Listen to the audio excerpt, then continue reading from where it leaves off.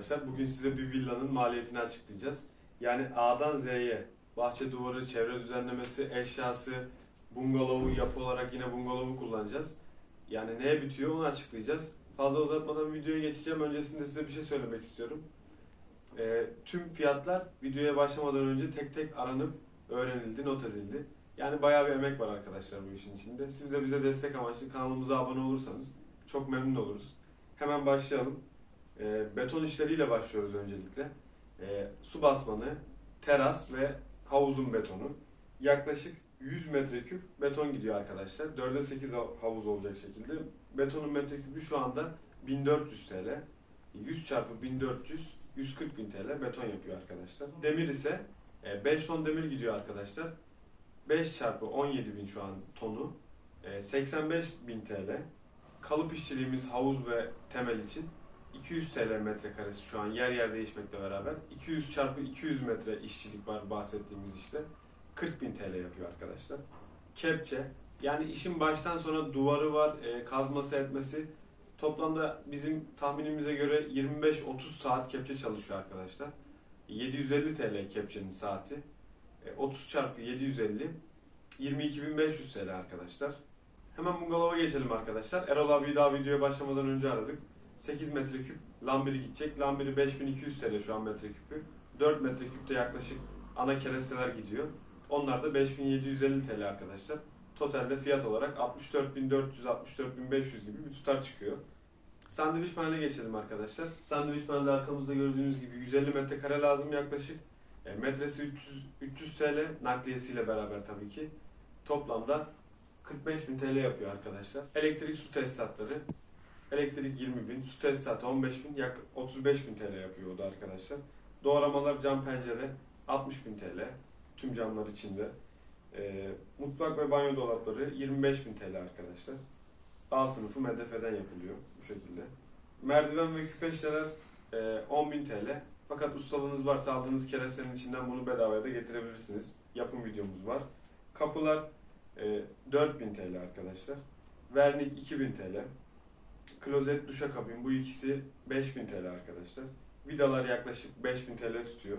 Demir plakalar dediğimiz sabitlemek için kullandığımız plakalar da 5.000 TL.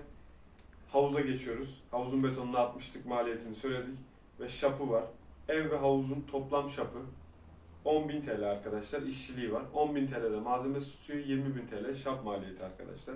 İzolasyon yine aynı şekilde evin banyosu ve havuz için 10 takım izolasyon gider yaklaşık. O da 10.000 TL civarında tutuyor arkadaşlar.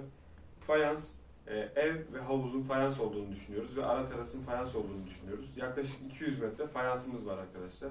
Bu da metresi ortalama 250 TL'den 25.000 TL yapar. Bunun işçiliği de 10.000 TL'dir arkadaşlar. Malzemesi de yaklaşık 8.000 TL tutuyor. Yapıştırıcısı, kalekim dediğimiz madde. Havuzun etrafında küpeş de var tabii ki. 8.000 TL. Teras ve havuzun küpeşleri tutar. Motor dairesi. Biliyorsunuz motorun beton havuzda ayrıca maliyeti var. 40.000 TL'de o tutuyor arkadaşlar yaklaşık. Bir merdiven alacaksınız. Paslanmaz. O da 5.000 TL arkadaşlar. 1 lira 2 lira bunlar oynayabilir bu arada. Çok da önemli değil. Hemen taş duvar ve çevreye geçelim arkadaşlar. 150 metrekare bir duvar hesaplayacağım. Gerçekten büyük bir duvar. Biraz maliyetli olacak ama villa gibi bir konsept yapıyorsanız büyük bir duvara ihtiyacınız olacak.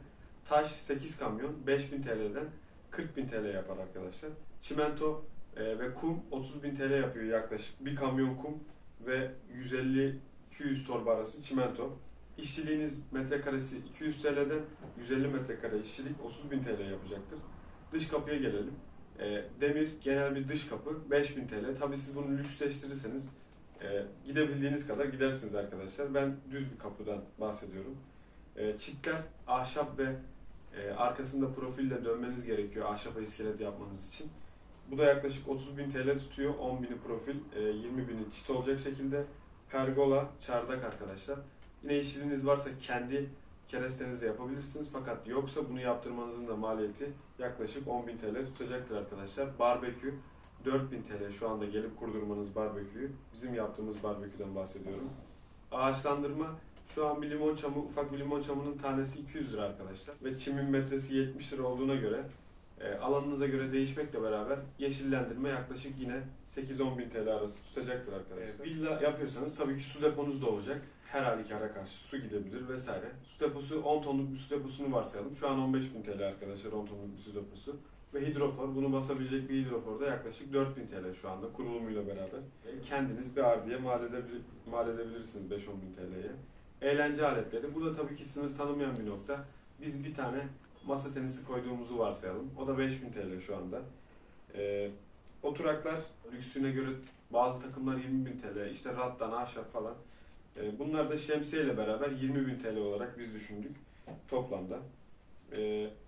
Şezlong, arkadaşlar şezlongun havuzu villa olduğu için 4 tane şezlong olduğunu varsayıyoruz. Şu anda fileli güzel şezlonglar 2.000 TL. 4 adet şezlong 8.000 TL yapıyor. Neon aydınlatma, bu villaların olmazsa olmazı bizce.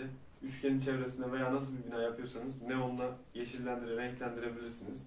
Bu da yaklaşık 2.000 TL tutuyor. Neonun metresi 70 TL, ona göre hesaplayabilirsiniz. Güneş sistemi mutlaka şart. 20.000 TL iyi bir güneş sistemi, jacuzziyi çalıştırabilecek bir güneş sistemi. Anten kurulumuyla beraber 800 TL. Bu biraz düşük kaldı. Evet, iç eşyalara geçiyoruz arkadaşlar. Arkamızda görmüş olduğunuz jacuzzi 180'e 180 ya da 150'ye 150. 17.000, 17.500 TL fiyatları, 150'liğin 17.000. Perdeler 6.000 TL arkadaşlar. Tabii ki projeden evden eve göre değişebilecek bir şey. Televizyon 50 inç normal bir televizyondan bahsediyoruz. Orta bir marka. 7.000-8.000 bandında gidiyor. Oturma grubu. Ben bilindik markalara videodan önce baktım arkadaşlar. 15-20 bin TL arasında güzel bir oturma grubu alabilirsiniz. Beyaz eşya, buzdolabı yaklaşık 7-8 bin lira. Yine ilk sınıftan başlıyoruz. Tabii ki gidiyor sonsuza kadar. Ankastre 5.000 TL. Sehpalar 2.000 TL arkadaşlar. Masa takımı yine lüksüne göre değişiyor. 7.000, 8.000 güzel bir masa takımı alabilirsiniz. Yataklarda 2 kişilik büyük yatak 8.000 TL baza şeklinde düşündük ve yine bilinen markalardan baktık. Tek kişilik 2 tane yatak 3.000, 6.000 TL'de, ona söylüyoruz arkadaşlar. Yatak örtüsü vesaire, havlu falan bunlar da gerekiyor. Yaklaşık bunlar da 4.000 TL falan tutuyor arkadaşlar. Biz aldığımızda o civarlarda tutmuştu. Mutfak araç gereçleri, tost makinesi, çay yapıcı, işte kahve makinesi, bunun gibi araç gereçleriniz var. Bu araç gereçler de yaklaşık yine 6-7 bin lira bandında tutuyor arkadaşlar. Dolaplar minimal olarak 3-6 bin TL'de dolaplar tutuyor arkadaşlar. Şömine yaptırmak istiyorsanız 25 bin TL'de şömine. Villa şöminesiz olmaz. Bizimki yazlık yer, koymadık. Klima, tüm odalarda klima olursa eğer 2 tane ufak klima, bir tane büyük klima. Ufak klimalar 9'ar bin TL. Büyük klimada ortalama bir marka şu anda 13-14 bin TL. 22'lik veya 18'lik ufak odalar içinde 12'lik olarak düşündük arkadaşlar. Şimdi toplam olarak maliyetimizi söyleyeceğiz. Tekrar göz gezdirdim arkadaşlar. Sanırım fayansın fiyatını vermeyi unutmuşuz. 200 metre fayans vardı. 250 liradan yaklaşık 50 bin TL fayans tutacaktır. Ve bulaşık ve çamaşır makinesini de sanırım söylemeyi unuttuk. O da normal markalar. 5'er bin lira, 10 bin TL'de o. Dediğim gibi biz bunları topladık arkadaşlar. 1.100.000 TL gibi bir maliyet çıkıyor. Yani bir villa yapmak istiyorsanız minimum cebinde bu tutar olması gerekiyor aşağı yukarı. Tabii ki siz bunu yukarı doğru sınırsız gidebilirsiniz. Belki biraz da kısabilirsiniz arkadaşlar. Yalnız bölgenize göre bazı nakliye maliyetleri artabilir. Bunu da hesaba katın. Tabii ki bulunduğunuz süre içerisinde yeme, içme, yakıt, bu harcamaları da ben herkesin kendi hesabına göre yapacağını varsayıyorum. Çünkü kimisi daha zor bir yerde yapıyorken, kimisi evine yakın daha kolay bir yerde yapıyor. Bunları da kendinize göre hesaba katmayı unutmayın. Maliyet videoları gelmeye devam edecek. Bir sonraki videomuzu bungalov ve beton evin karşılaştırması olarak düşünüyoruz. Eksileri, artıları. Dediğim gibi takipte kalıp abone olmayı unutmayın arkadaşlar. Yutong'da duvar nasıl örülür? Bu da yakında geliyor arkadaşlar. Herkese hayırlı günler diliyorum. Saygılar sunuyorum arkadaşlar.